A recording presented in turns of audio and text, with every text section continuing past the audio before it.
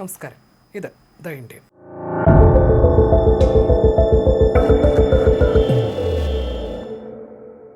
ആധുനിക യുദ്ധതന്ത്രങ്ങളുടെയും വ്യോമസുരക്ഷാ നിരീക്ഷണത്തിൻ്റെയും ചരിത്രം തിരുത്തി എഴുതാൻ പോകുന്ന വിപ്ലവകരമായ ചുവടുവെപ്പുമായി പ്രതിരോധ രംഗത്തെ ആഗോള ഭീമന്മാർ.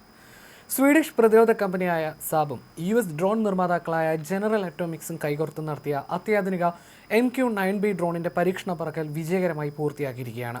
ഡ്രോൺ അധിഷ്ഠിത വ്യോമ മുന്നറിയിപ്പ് നിയന്ത്രണ സംവിധാനം അഥവാ അവാക്കസ് ശേഷി കൈവരിക്കുന്നതിലേക്ക് ലോകം ചുവടുവെക്കുന്ന ആദ്യത്തെ പ്രവർത്തനക്ഷമമായ നാഴികക്കല്ലാണിത്. ഇതിൽ ഇന്ത്യക്ക് എന്താണ് പ്രാധാന്യമെന്ന ചോദ്യമായിരിക്കും ഉയരുക.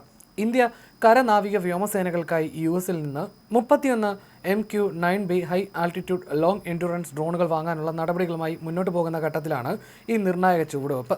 ഇന്ത്യക്ക് നിലവിൽ ഇസ്രായേൽ സാങ്കേതിക വിദ്യയിലുള്ള 3 ഫാൽക്കൺ അവാക്സ് വിമാനങ്ങളും തദ്ദേശീയമായി വികസിപ്പിച്ച 3 നേത്ര വ്യോമ മുന്നറിയിപ്പ് നിയന്ത്രണ സംവിധാനങ്ങളും അടങ്ങുന്ന ചെറിയൊരു നിരീക്ഷണ വ്യൂഹം മാത്രമാണുള്ളത്.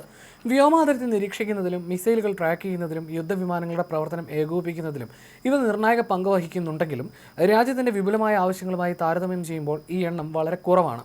ഡ്രോൺ അധിഷ്ഠിത വ്യോമാക്രമണ മുന്നറിയിപ്പ് സംവിധാനങ്ങൾക്ക് കുറഞ്ഞ പ്രവർത്തന ചെലവിൽ കൂടുതൽ നിരീക്ഷണ പരിധി നൽകാൻ സാധിക്കുമെന്നത് വലിയ നേട്ടമാണ്. അതിനാൽ ഇത് നിലവിലുള്ള അവാക്കസ് സംവിധാനങ്ങൾക്ക് മികച്ചൊരു അനുബന്ധമായി മാറാം. അതിർത്തികൾ നിരീക്ഷിക്കുന്നതിനൊപ്പം സുരക്ഷാ ആശങ്കകൾ വർദ്ധിച്ചു വരുന്ന ഇന്ത്യൻ മഹാസമുദ്ര മേഖലയിലും ഒരേ സമയം നിരീക്ഷണം ശക്തമാക്കേണ്ട വലിയ വെല്ലുവിളി ഇന്ത്യക്കുണ്ട്. ഈ പശ്ചാത്തലത്തിൽ നിലവിലുള്ള വലിയ അവാക്കസ് വിമാനങ്ങൾക്ക് അനുബന്ധമായി കുറഞ്ഞ പ്രവർത്തന ചെലവിൽ രാജ്യത്തിന് അധിക സുരക്ഷാ വലയം തീർക്കാൻ ഇത്തരം ഡ്രോൺ അധിഷ്ഠിത വ്യോമ മുന്നറിയിപ്പ് സംവിധാനങ്ങൾക്ക് സാധിക്കുമെന്നാണ് വിലയിരുത്തൽ. കൂടുതൽ സമയം ആകാശത്ത് തുടരാൻ ശേഷിയുള്ള MQ-9B ഡ്രോണുകളുടെ കരുത്തും പരമ്പരാഗതമായി വൻകിട വിമാനങ്ങൾ മാത്രം ചെയ്തു വന്നിരുന്ന തന്ത്രപ്രധാന വ്യോമ നിരീക്ഷണ ശേഷിയും ഒന്നിപ്പിക്കുന്നതാണ് ഈ പുതിയ പരീക്ഷണം. ആകാശത്ത് നിന്ന് തുടർച്ചയായ നിരീക്ഷണവും വിവിധ വ്യോമ ഭീഷണികൾക്കെതിരെ മുൻകൂട്ടി മുന്നറിയിപ്പ് നൽകലും ലക്ഷ്യമിട്ട് സാബ് വികസിപ്പിച്ചെടുത്ത ലോയൽ ഐ എന്ന പുതിയ റഡാർ സംവിധാനമാണ് ഇതിനായി ഡ്രോണിൽ ഘടിപ്പിച്ചത്. ഇതോടെ അതിർത്തികളിൽ മനുഷ്യ സഹായമില്ലാതെ തന്നെ ശത്രുവിൻ്റെ ചലനങ്ങൾ ഒപ്പിയെടുക്കാൻ സൈന്യത്തിന് കൂടുതൽ കരുത്ത് ലഭിക്കും. ദീർഘനേരം പറക്കാൻ ശേഷിയുള്ള ഡ്രോണുകളിൽ ഈ റഡാർ ഘടിപ്പിക്കുന്നതിലൂടെ പരമ്പരാഗത അവാക്കസ് വിമാനങ്ങളെ അപേക്ഷിച്ച് വളരെ കുറഞ്ഞ ചെലവിലും കൂടുതൽ സമയവും ആകാശത്ത് റഡാർ നിരീക്ഷണം ഉറപ്പാക്കാൻ സൈന്യത്തിന് സാധിക്കും. ഉയർന്ന ഉയരത്തിൽ പറക്കുന്ന ഇവയ്ക്ക് 100 കിലോമീറ്റർ അകലെയുള്ള വിമാനങ്ങൾ, മിസൈലുകൾ, ശത്രു ഡ്രോണുകൾ എന്നിവ വളരെ നേരത്തെ തന്നെ കണ്ടെത്താനാകും.